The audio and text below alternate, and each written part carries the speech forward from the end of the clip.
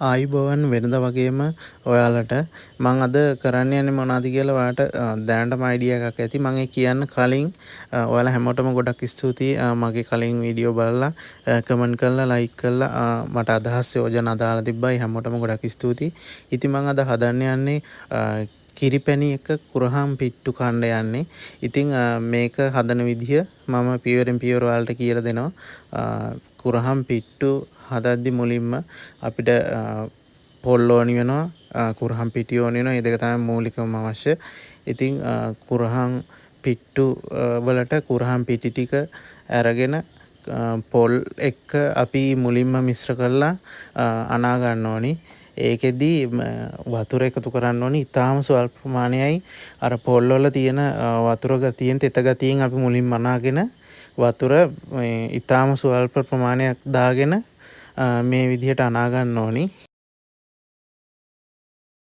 මේකෙදි පිට්ටුවේ තියෙන්නේ ගොඩම වියලි බවක්. තෙත ගතියට වඩා වියලි බවක් තියෙන්නේ.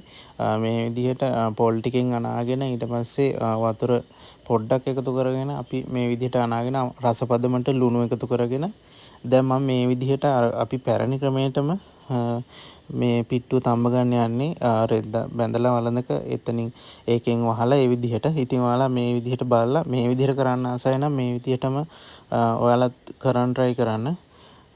ඉතින් මම මේ විදිහට මේ ටික සකස් කරගන්න.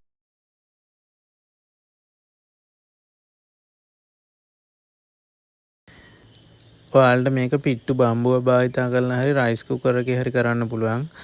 ඉතින් ඒ වගේ ඔයාලා මේ විදිහට කරනවා නම් අනිවාර්යයෙන්ම මේ මං කරන විදිහට රෙද්දි අර අපි එලපු රෙද්දි ඉතුරු ටික මෙහෙම උඩට නමා ගන්න ඕනේ. මොකද නැත්තම් දරලිප එක හදනවා නම් අනිවාර්යයෙන්ම උඩට රස්නේ වදිනවා. එතකොට මේක පිච්චෙන්න පුළුවන්. එහෙම නොවෙන්න තමයි මේ විදිහට උඩට නමා ගන්නෙ.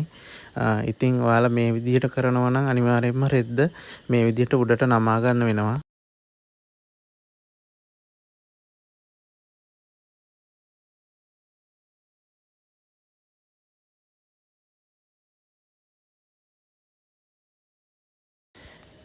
මේකෙදි තව දෙයක් තමයි මුලින් වතුර එකතු කරගන්නත් පුළුවන්. නැත්නම් මෙහෙම රෙදි කඩ බැඳලා පස්සේ වතුර එකතු කරගන්නත් පුළුවන්. කොහොමත් රෙදි කඩ බැඳලා උඩට වතුර පොඩ්ඩක් අර රෙදි කඩ තෙමෙන්නත් එක්කම ටිකක් දාගන්න. මේකට අර පිට්ටුව තැම්බෙන්න අවශ්‍ය ප්‍රමාණය අනිවාර්යයෙන්ම මේ වළඳට එකතු කරලා තියෙන්න ඕන.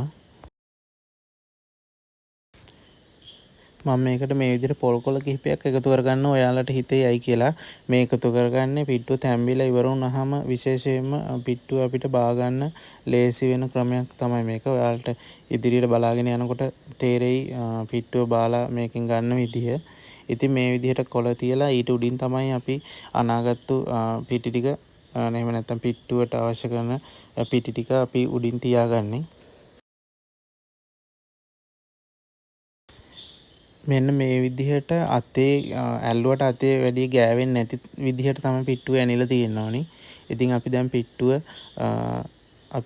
තම්බන්න ඒ වළඳින් තියාගමු මේ විදිහට.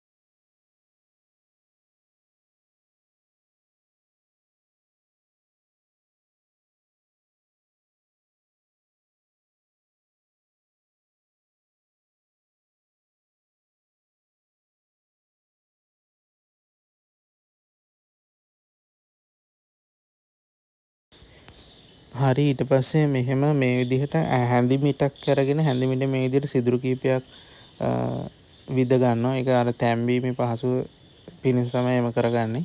මේ විදිහට සිදුරු 3-4ක් වගේ විද ගන්න.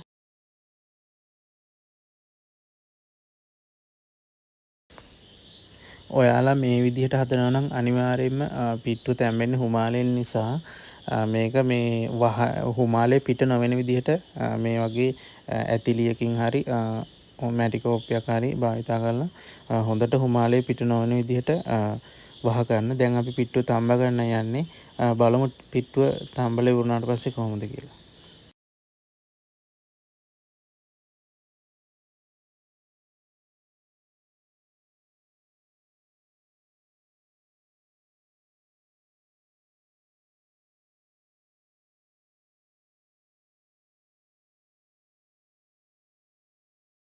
ඔන්න දැන් පිට්ටුව තැම්බිලි ඉවරයි. හරියටම මට විනාඩි 30ක් පැය භාගයක් වගේ ගියා පිට්ටුව තඹ ගන්න.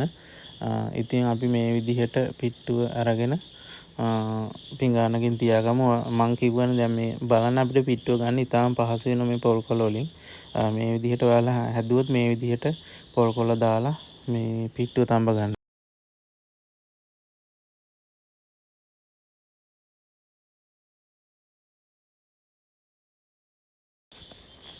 ඔන්න දැන් කුරහන් පිට්ටු හැදිලා ඉවරයි. ඒකට අවශ්‍ය ඉතුරු දේවලුත් ඔන්න මම එකතු කරගත්තා.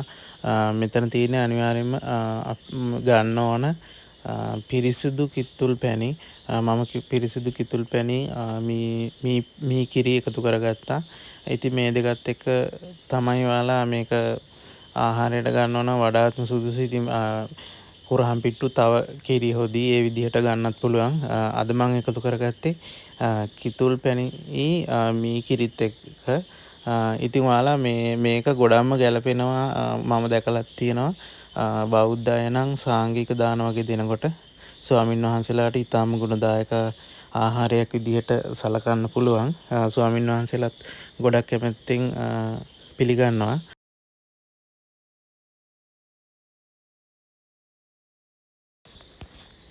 ඉතින් ඔයාලත් මේ විදිහට අනිවාර්යෙන් ගෙදරදී හදලා රහයිද කියලා බලන්න. සමහරට ඔයාලා දැනටමත් කාලා ඇති, සමහරට කාලා නැතුව ඇති. ඉතින් මේ විදිහට try කරලා බලලා ඔයාලා පිට්ටු හදන තව ක්‍රම ඇති. ඒ විදිහත් මට කමෙන්ට් කරන්න. අනිවාර්යයෙන්ම විස්තර කියලා දාන්න. මම ගොඩක් ආසාවෙන් ඔයාලගේ විස්තර බලනවා, ඒවට රිප්ලයි කරනවා. මේ විදිහට කිරිපැණිත් එක්ක පිට්ටු කුරහන් පිට්ටු කාලා රසයිද කියලා බලලා අනිවාර්යෙන් මට කමෙන්ට් එකක් දාන්න. ගොඩක්ම ස්තුතියි ඔයාලට මගෙත් එක්ක මේ වීඩියෝ එකත් එක්ක රැඳිලා හිටියට. මගේ තව වීඩියෝ ගොඩක් දාලා තියෙනවා YouTube එකේ. ඒ ටිකත් බලන්න කියලා ආරාධනා කරන ගමන් ඔයාලා සියලු දෙනාටම ගොඩාක්ම ස්තුතියි මගෙත් එක්ක අද රැඳිලා හිටියට.